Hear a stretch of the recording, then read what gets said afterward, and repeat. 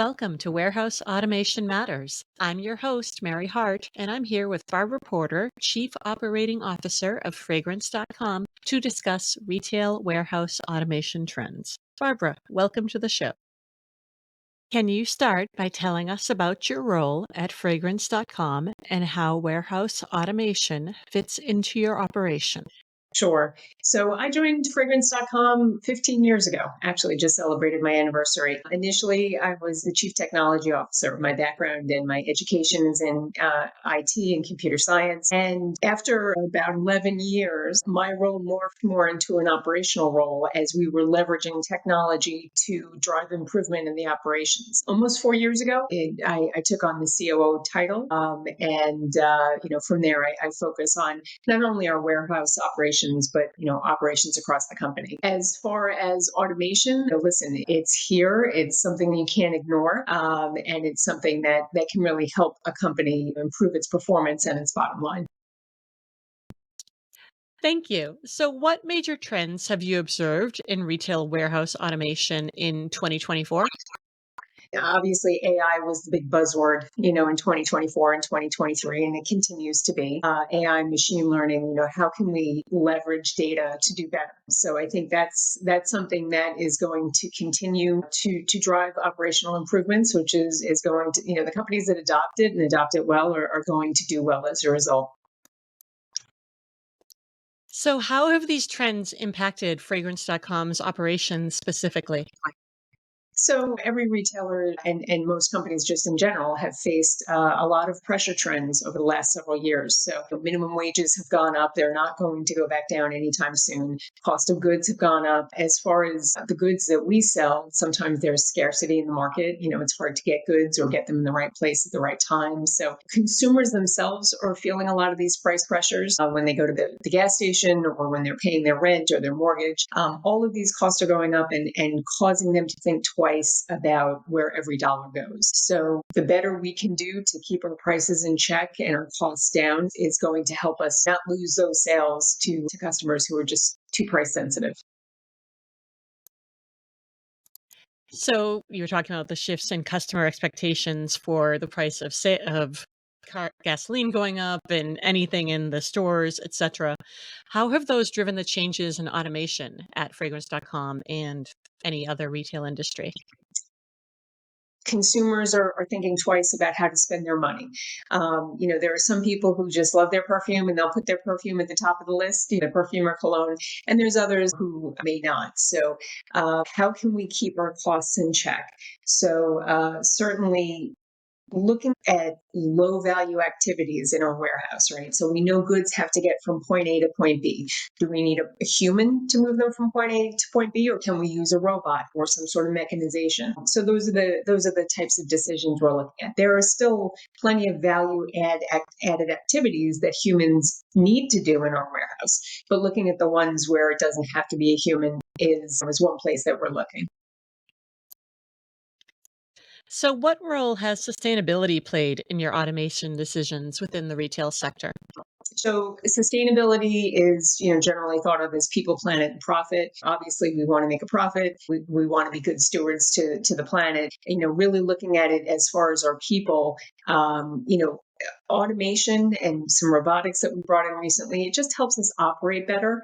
And it actually has improved the quality of life for our employees. So I mentioned previously that how do we get goods from point A to point B? Is it a laborious job where we're asking humans to push a heavy cart, or can a robot take away that piece of the job, but there's still other things that human can do? I can tell you that with some of the solutions we've implemented, I've actually had some of our employees come and thank me for bringing in the solutions because their job is more interesting. They're doing more interesting work now, and it's not as physically demanding as it was in the past. So I see that as a form of sustainability because it's a better experience for our employees.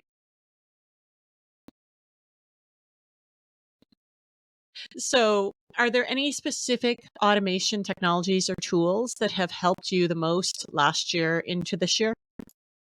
Going back to AI, I think that is driving the next generation of automation and in operational improvements in the warehouses. Things like computer vision can help I think a lot with not only data collection, but also like quality control, making sure the right items going in the right box to the right customer, that kind of thing. We did implement robotics over the last 18 months in the first warehouse, and that's been a great win for us. How do we move goods from point A to point B? How do we operate more efficiently? How do we operate faster, right, and get orders out the door to the customer faster? So that's another thing that has become very important to do, and Amazon has set the bar very high for when consumers expect that delivery to appear on their doorstep. So the more we can do to kind of meet that expectation of the customer, the better we do as a company. What challenges have you faced when you're adopting new automation technologies? So I think specifically with the robotics that we brought in, that was the major concern there was we write all of our own code. So everything from our website to our order management system, our warehouse management system, pretty much everything soup to nuts.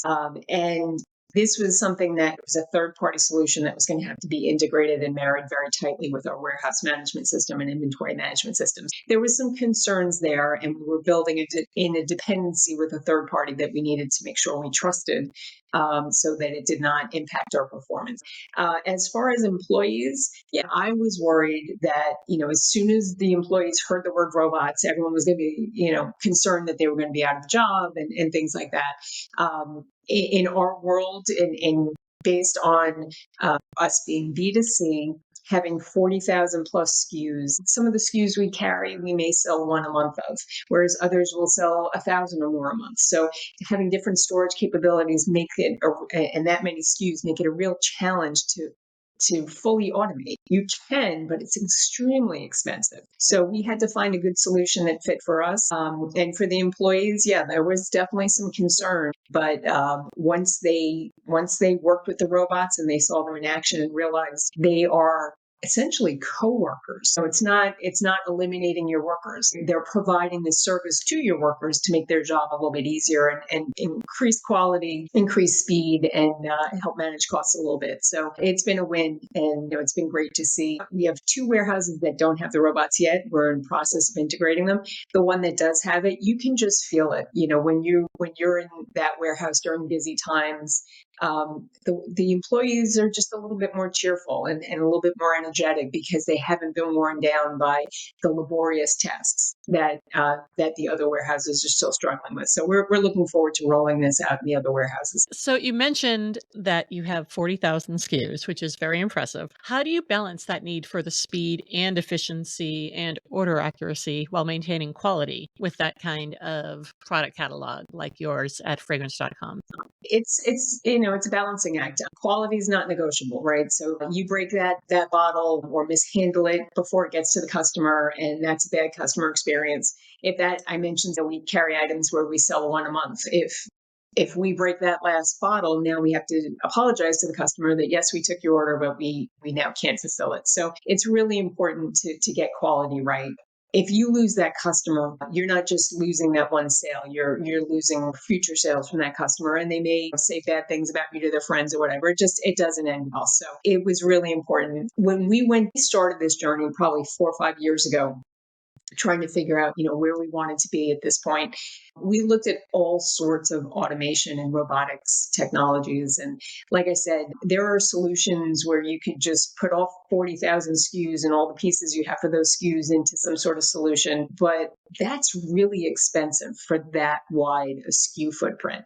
And now multiply that times, multiple warehouses, and it really becomes quite a, huge capital expense. For us, part of that journey was finding a solution that worked for us. So we were not looking to eliminate humans. We were looking for a solution that wasn't going to be the huge upfront capital expense, but was going to help us manage expenses. And the solution we found actually with Locus Robotics was a good solution that allowed us to scale as we needed to, and it didn't have the huge upfront costs. So, what are your predictions for retail warehouse automation in 2025 and beyond? What do you see happening in the marketplace? Yeah, it's going to continue to improve, continue to increase. I mean, it just has to. Again, these price pressures are not going to go away anytime soon. They're going to be around for a while because labor is much more expensive now. Trying to figure out how to use that labor most efficiently is going to help companies win. There's different solutions out there now than there were 3 years ago, and 3 years from now, there'll be different solutions again. So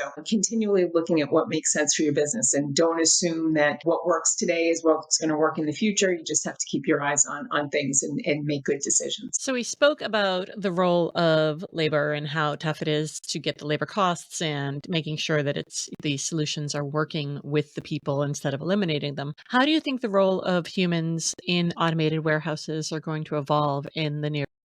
The focus is looking at where the humans can add value to the process and looking where they don't add value to the process, and potentially automating those pieces of the process. I think back to the early days in my career. Lotus or Microsoft Excel came out, that didn't eliminate the need for accountants or bookkeepers. What it did was make their jobs easier. It made them able to perform at a higher level, do higher level analyses, things like that. And I kind of liken it to that. So in our warehouses, and there's still things that we want a human to do. We want a human to do that final inspection of goods before they go in the box to the customer. We want the humans to be able to do troubleshooting when there are issues, but pushing carts with boxes of product is not something that the human wants to do, quite honestly.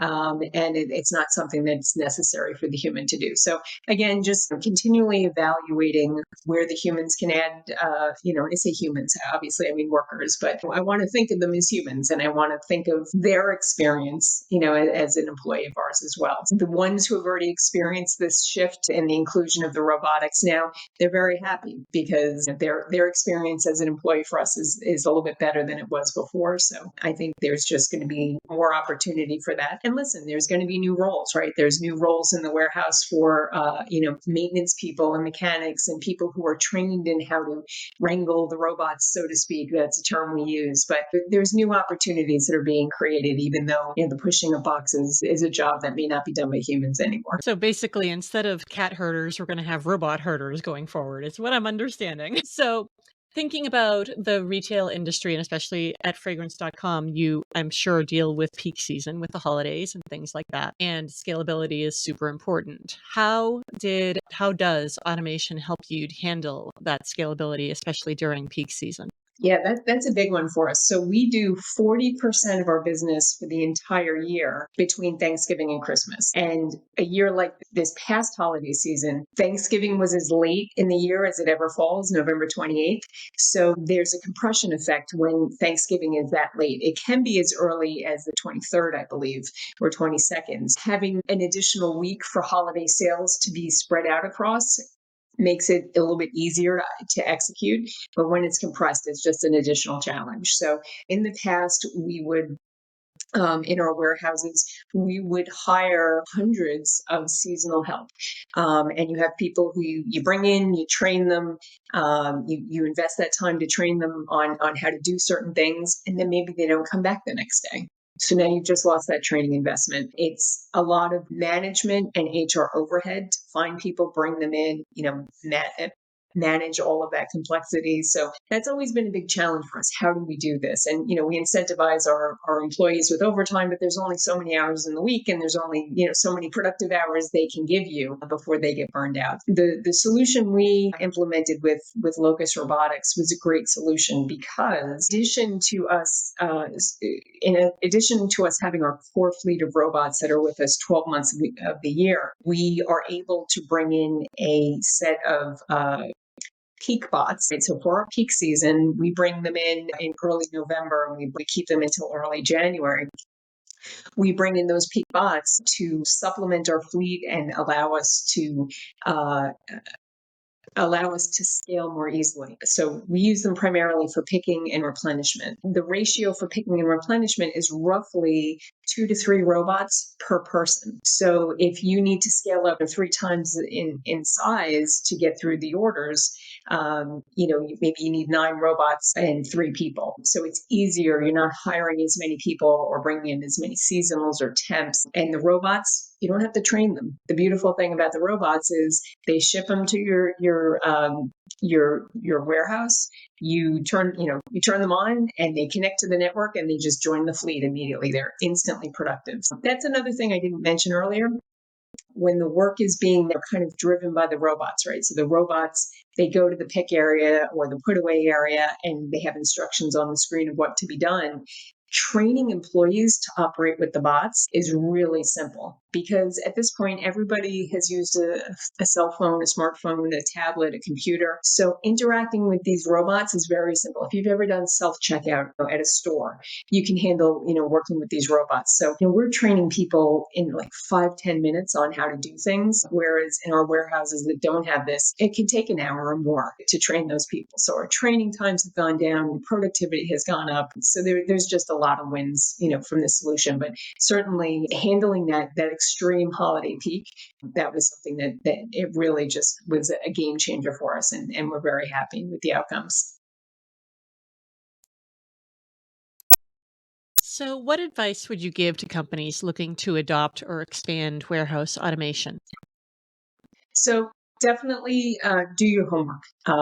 There are a lot of solutions out there, and not every solution will work for your business. So I mentioned, we're B2C, which is a very different animal than B2B. We have 40,000 SKUs, and we try to keep the majority of those SKUs in each of our warehouses. So there's some complexity there, but having pickable locations for 40,000 SKUs and doing that efficiently and getting those orders out quickly, it's just a myriad of challenges. So you really need to do your homework, understand how the solution will work in your environment, understand upfront capital costs. One of the most important things I did was visit a few customers of our robotics vendors and actually see them in action, talk to the employees that were working with these solutions, talk with the managers of the facility that were working with these solutions, and really understand firsthand, what their experience was. And then from there, look at the numbers, the costs involved. There are some upfront costs, which are really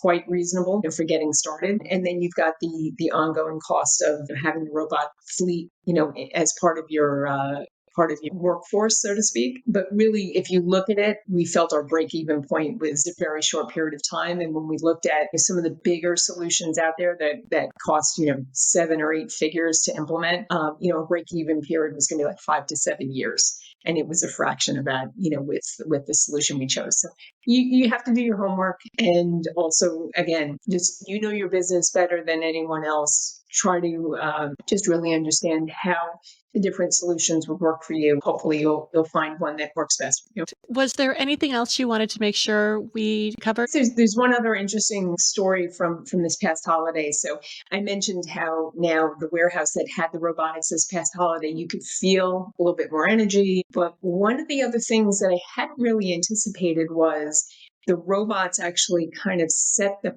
pace of the work in the warehouse. And the robots move at a constant pace. So the workers who are working with the robots, they cover certain areas of the warehouse, they help a robot, and then that robot goes off to another area of the warehouse, and then they go and look at the rest of their area for the next robot to help. Because of that, and the pace the robots are keeping it moving around, the humans are starting to move at that same pace as well. So we're actually seeing them move a little bit faster.